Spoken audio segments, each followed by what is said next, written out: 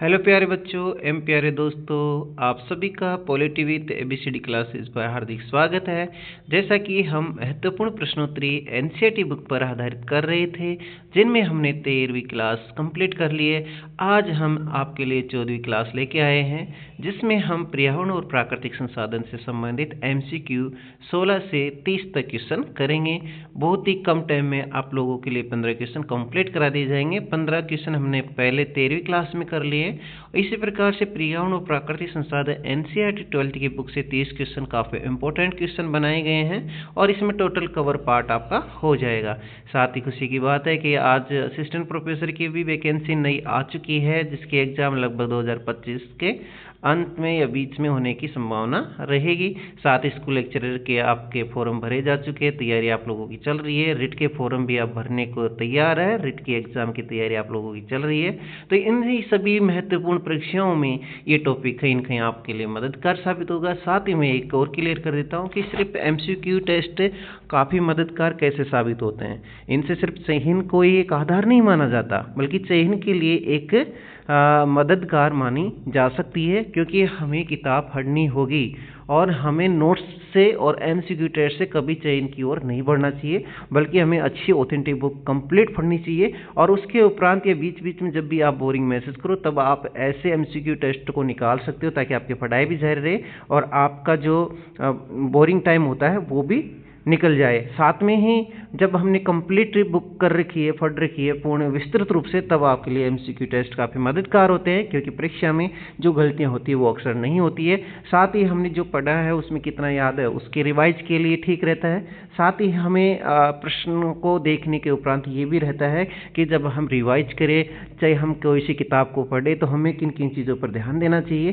ताकि वो हमारी परीक्षा में काम आ सके। तो ठीक है, आप काफ़ी समझदार हो, इन चीज़ों को समझाने का ज़्यादा कोई संदर्भ नहीं है। सिर्फ पढ़ते रहो, सिलेक्शन आपके द्वार रहेगा, आपके पास होगा। आप भी assistant professor, school lecturer, rate जैसे एग्जाम में पास होंगे, ये मेरी शुभकामनाएं हैं आप लोगों के साथ। तो आज से चलते हम हमारे क्वेश्चन करते हैं। बहुत अच्छे क्वेश्चन है, ज़्यादातर मैं उन क्वेश्चनों को सिलेक्टेड करता हूं जो कि अक्सर अभी फिलहाल परीक्षा में पूछे जा रहे हैं। ज़्यादातर हमें याद नहीं रहता है या याद नहीं रह पाते, एक बार याद हो गया फिर नहीं रह पाते, तो ऐसे तथ्यों को भी मैंने लिया गया, ज़्यादातर सन को, कुछ तथ्यात्मक चीज़ों को। तो चलो देखते हैं हम आज से हमारा 16वां क्वेश्चन क्या है।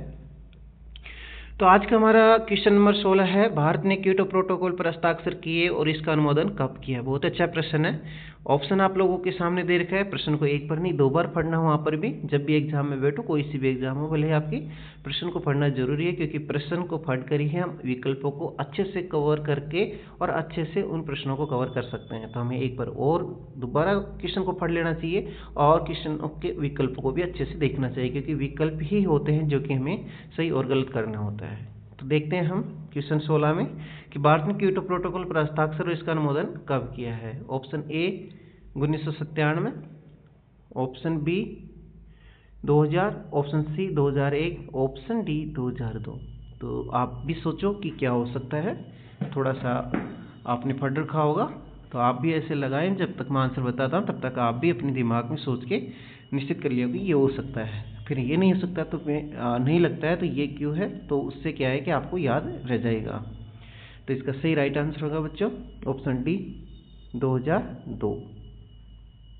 ठीक है, भारत ने क्योटो प्रोटोकॉल पर हस्ताक्षर किए और इसका अनुमोदन कब किया, 2002। ऑप्शन डी सही होगा।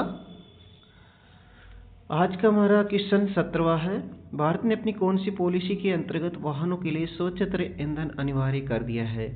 आज के क्वेश्चन 17वां कौन सा है कि भारत ने अपनी कौन सी पॉलिसी के अंतर्गत वाहनों के लिए स्वच्छतर ईंधन अनिवार्य कर दिया है। ऑप्शन ए स्वच्छ भारत अभियान, option B national auto fuel policy, option C राष्ट्रीय स्वच्छता अभियान, option D national biochemical fuel policy. तो इसका राइट आंसर क्या होगा, इसका सही राइट आंसर होगा बच्चों B national auto fuel policy. Option B सही होगा इसका। आज का 17वां क्वेश्चन हमारा, ऊर्जा संरक्षण अधिनियम कब पारित हुआ। आज के क्वेश्चन 18वां क्या है, ऊर्जा संरक्षण अधिनियम कब पारित हुआ। Option A 1997, option B 2000, option C 2001, option D 2002। तो इसका सही राइट आंसर क्या होगा? Option C 2001। ठीक है, हमारा आज का 19वां क्वेश्चन है, 2003 की बिजली अधिनियम में ऊर्जा के कौन से स्रोत को इस्तेमाल के लिए बढ़ावा दिया गया है? आज का 19वां क्वेश्चन है हमारा कि 2003 की बिजली अधिनियम में ऊर्जा के कौन से स्रोत को इस्तेमाल के लिए बढ़ावा दिया गया है? ऑप्शन ए है नवीकरणीय, ऑप्शन बी है अनवीनीकरणीय, ऑप्शन सी है नवीनीकरण अनवीनीकरण दोनों, और ऑप्शन डी है उपरोक्त में से कोई नहीं। तो इसका सही राइट आंसर क्या होगा? इसका सही राइट आंसर होगा ऑप्शन ए नवीनीकरण।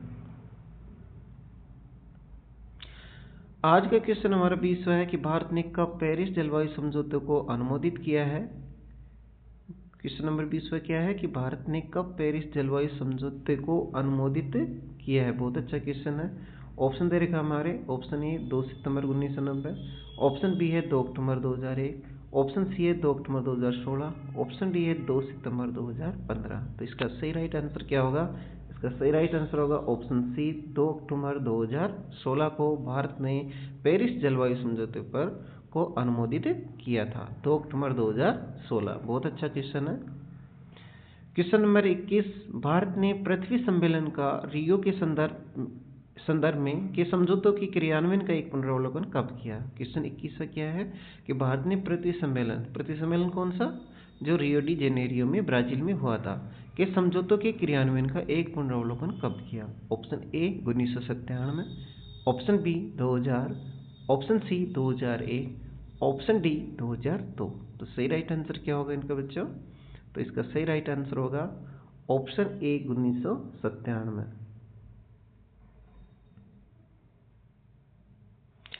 आज का क्वेश्चन 22वां हमारा, WWF का पूरा नाम बताइए। तो ऑप्शन ए है wild world life, option B है wild world foundation, option C है वर्ल्ड वुमेन फोर्स, और ऑप्शन डी में से कोई नहीं। तो WWF का पूरा नाम है, ऑप्शन ए सही होगा, वाइल्ड वर्ल्ड लाइफ। क्या होगा? Wild world life. आज का क्वेश्चन 23वां है, निम्नलिखित में से कौन से देश में हरित संगठनों ने गरुड़ तथा अन्य शिकारी पक्षियों को विलुप्त होने से बचाने के लिए मुहिम चलाई? आज का क्वेश्चन 23वां क्या है कि निम्नलिखित में से कौन से देश में हरित संगठनों ने गरुड़ तथा अन्य शिकारी पक्षियों को विलुप्त होने से बचाने के लिए मुहिम चलाई? Option A Bharat, option B Philippines, option C Netherlands, option D Bangladesh. तो इसका सही राइट आंसर क्या होगा? इसका सही राइट आंसर होगा ऑप्शन बी फिलीपींस। ठीक है, आज का 24वां क्वेश्चन है, बहुराष्ट्रीय कंपनी वेस्टर्न माइनिंग कॉरपोरेशन किस देश की बहुराष्ट्रीय कंपनी है? आज का 24वां क्वेश्चन क्या है कि बहुराष्ट्रीय कंपनी वेस्टर्न माइनिंग कॉरपोरेशन किस देश की बहुराष्ट्रीय कंपनी है? तो option A America, option B है ऑस्ट्रेलिया, ऑप्शन सी है भारत, ऑप्शन डी है जापान। तो इसका सही राइट आंसर होगा बी ऑस्ट्रेलिया की।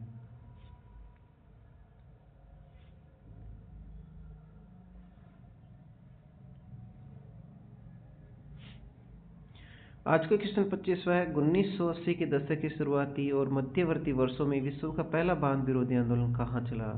आज का 25वां क्वेश्चन क्या हमारा कि 1980 के दशक के शुरुआती और मध्यवर्ती वर्षों में विश्व का पहला बांध विरोधी आंदोलन कहाँ चला? हमारे सामने ऑप्शन दे रखा है, ऑप्शन ए उत्तरी गोलार्ध, ऑप्शन बी दक्षिण गोलार्ध, ऑप्शन सी पूर्वी गोलार्ध, ऑप्शन डी पश्चिमी गोलार्ध। तो सही राइट आंसर क्या होगा इसका? तो इसका सही राइट आंसर होगा ऑप्शन बी दक्षिण गोलार्ध।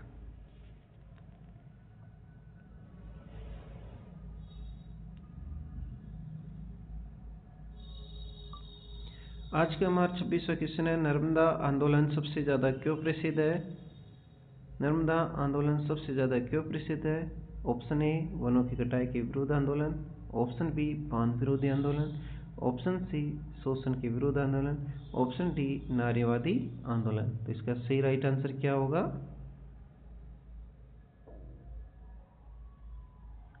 तो इसका सही राइट आंसर होगा ऑप्शन बी बांध विरोधी आंदोलन। ठीक है,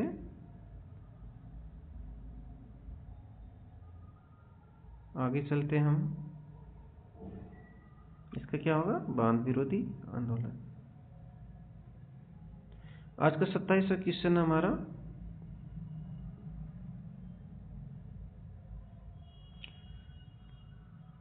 बीसवीं सदी के अधिकांश समय में विश्व की अर्थव्यवस्था तेल पर रही, निम्न कथनों पर विचार कर असंगत उत्तर चुनना है। 27वां क्वेश्चन बहुत अच्छा है। देखिए, 20वीं सदी के अधिकांश समय में विश्व की अर्थव्यवस्था तेल पर रही, निम्न कथनों पर विचार कर असंगत उत्तर चुनिए। ऑप्शन ए दे रखा है हमारे सामने, पश्चिमी एशिया खासकर खाड़ी क्षेत्र विश्व के कुल तेल उत्पादन का 30% मुहैया कराता है। ऑप्शन बी है, सऊदी अरब के पास विश्व के कुल तेल भंडार का चौथा हिस्सा मौजूद है। ऑप्शन सी है, सऊदी अरब विश्व में सबसे बड़ा तेल उत्पादक देश है। और ऑप्शन डी है, इराक का ज्ञात तेल भंडार ईरान के बाद दूसरे नंबर पर है। तो बताइए, इसका असंगत पूछ रहा है, ये संगत नहीं असंगत, इनमें से कौन सा गलत है या असंगत है। तो एक बार चेक कर लेते हैं ऑप्शन ए को, पश्चिमी एशिया खासकर खाड़ी क्षेत्र विश्व के कुल तेल उत्पादन का 30% मुहैया कराता है, ये बात सही है। सऊदी अरब के पास विश्व के कुल तेल भंडार का 1/4 हिस्सा मौजूद है, ये भी सही है। ऑप्शन सी है, सऊदी अरब विश्व में सबसे बड़ा तेल उत्पादक देश है, ये भी सही है। ये ऑप्शन डी गलत हो जाएगा, इसलिए इस प्रश्न का उत्तर ये होगा। क्यों होगा, इसकी व्याख्या देख लो आप। क्योंकि इराक का ज्ञात तेल भंडार सऊदी अरब के बाद दूसरे नंबर पर, न कि ईरान के बाद, इसलिए सऊदी अरब के बाद किसका स्थान है, इराक का, ये ध्यान रखना है। ठीक है। आज का हमारा 28वां क्वेश्चन है, मूलवासी और उनके अधिकारों से संबंधित निम्न कथनों में से कौन सा कथन सही है। 28वां क्वेश्चन क्या है कि मूलवासी और उनके अधिकारों से संबंधित निम्न कथनों में से कौन सा कथन सही है। ऑप्शन ए, ऑस्ट्रेलिया, न्यूजीलैंड समेत ओशियाना क्षेत्र के बहुत से देशों में हजारों सालों से पोलिनेशिया, मैग्नीसिया और माइक्रोनेशिया वंश के मूलवासी रहते हैं। ऑप्शन बी में, भारत में मूलवासी के लिए अनुसूचित जनजाति या आदिवासी शब्द प्रयोग किया जाता है। ऑप्शन सी है, यह भारत की कुल जनसंख्या का 8% है। ऑप्शन डी उपयुक्त सभी। तो इसका सही राइट आंसर क्या होगा, तो इसका सही राइट आंसर होगा ऑप्शन डी उपयुक्त सभी। क्यों, क्योंकि ऑप्शन ए भी सही है, ऑप्शन बी भी सही है और ऑप्शन सी भी सही है। ध्यान ये रखना है, ऑप्शन ए के अंदर पोलिनेशिया, मैग्नीसिया, माइक्रोनेशिया वंश के मूलवासी कहाँ रहते हैं, ऑस्ट्रेलिया और न्यूजीलैंड समेत ओशियाना क्षेत्र। ठीक है। साथ में भारत में मूलवासी के लिए क्या शब्द लिया गया, अनुसूचित जनजाति या आदिवासी, जिसे एसटी यानी सेकेंडरी ट्राइब के संदर्भ में समझा जाता है। यह भारत में कुल जनसंख्या का कितना प्रतिशत है, 8%। ठीक है। 3 प्रश्न आपके यहाँ से तैयार हो रहे हैं।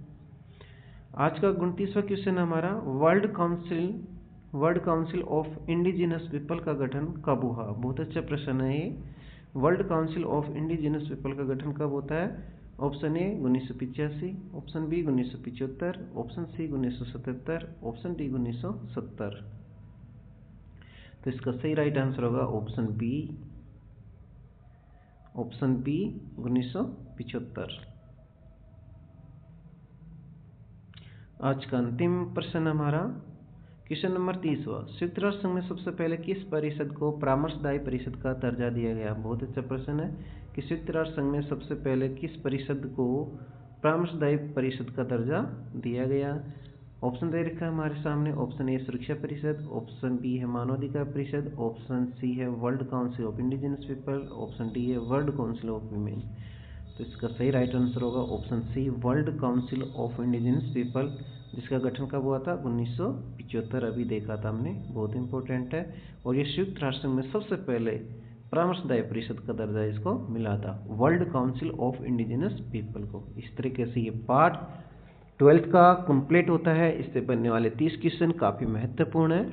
ऐसे ही महत्वपूर्ण प्रश्नोत्तरी के लिए आप हमारे चैनल को सब्सक्राइब करें, अपने जानकारों को शेयर करें और अच्छे से आप तैयारी करें, यही उम्मीद आशा है। एक बार इसको रिवाइज करा देता हूँ मैं फास्ट तरीके से, सिर्फ क्वेश्चन बोल के इनका आंसर बोल देता हूँ ताकि हमें याद अच्छे से पक्के से हो जाएगा। 1 मिनट में कुछ नहीं जा रहा, रिवाइज में 2 मिनट सारी लगेगी। देखिए 16 क्वेश्चन है, भारत ने क्योटो प्रोटोकॉल पर हस्ताक्षर किए, इसका अनुमोदन कब किया। इसका सही आंसर होगा 2002। 17वां क्वेश्चन है, भारत ने अपनी कौन सी पॉलिसी के अंतर्गत वाहनों के लिए 175 ईंधन अनिवार्य कर दिया गया। National auto fuel policy. मैं डायरेक्ट उत्तर बोलूंगा प्रश्न बोलने के बाद, तो आप ध्यान रखिए ताकि रिवाइज के दौरान अच्छा सुनने में भी रहे और आपको याद भी हो जाए। 18 क्वेश्चन है, ऊर्जा संरक्षण अधिनियम कब पारित हुआ? 2001 में। 19 क्वेश्चन है, 2003 की बिजली अधिनियम में ऊर्जा के कौन से स्रोत को इस्तेमाल के लिए बढ़ावा दिया गया? नवीनीकरण। भारत ने 20 क्वेश्चन है, भारत ने कब पेरिस जलवायु समझौते को अनुमोदित किया? 2 अक्टूबर 2016। 21वां है, भारत ने प्रति सम्मेलन का समझौते क्रियान्वयन के पुनरावलोकन कब किया? 1997। क्वेश्चन 22वां, WWF का पूरा नाम बताए? Wild world life. 23वां, निम्नलिखित में से कौन से देश में हरित संगठनों ने गरुड़ और अन्य शिकारी पक्षी को विलुप्त होने से बचने के लिए मुहिम चलाई है? Option B, Philippines. आज का 24वां क्वेश्चन है, बहुराष्ट्रीय कंपनी वेस्टर्न माइनिंग कॉर्पोरेशन किस देश की बहुराष्ट्रीय कंपनी है? ऑस्ट्रेलिया की। 25वां क्वेश्चन है, 1980 के दशक के शुरुआती और मध्यवर्ती वर्षों में विश्व का पहला बांध विरोधी आंदोलन कहाँ चला? दक्षिण गोलार्ध में। और देश आए तो ऑस्ट्रेलिया करना है। क्या करना है? ऑस्ट्रेलिया, फ्रैंकलिन नदी के किनारे। ठीक है। 26वां, नर्मदा आंदोलन सबसे ज्यादा प्रसिद्ध क्यों हुआ? बांध विरोधी आंदोलन कारण। 27 क्वेश्चन है, 20वीं सदी के अधिकांश समय विश्व की अर्थव्यवस्था तेल पर रही। निम्न कथनों पर विचार कीजिए। सारे कथन अच्छे हैं इसके। चौथा क्वेश्चन गलत है।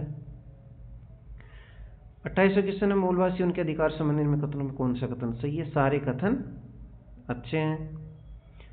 29वां क्वेश्चन है, world council of indigenous people गठन कब हुआ? 1975 में। और 30वां क्वेश्चन है, संयुक्त राष्ट्र संघ में सबसे पहले किस परिषद को परामर्शदायी परिषद का दर्जा दिया गया? World council of indigenous people को। इस तरीके से आपके कंप्लीट होता है आज का वीडियो। इतना ही, और अच्छे वीडियो लाएंगे। अब आपके ये जो समकालीन विश्व राजनीति है ये लगभग कंप्लीट होने जा रही है प्रश्नोत्तरी के तहत भी। इसका अंतिम अध्याय रहा है वैश्वीकरण। उसके बाद में ये पूर्णतः कंप्लीट हो जाएगी। फिर चलेंगे आप लोगों के लिए स्वतंत्र भारत में राजनीति, उससे संबंधित लाएंगे प्रश्नोत्तरी। तब तक के लिए सभी को नमस्कार। जय हिंद, जय भारत।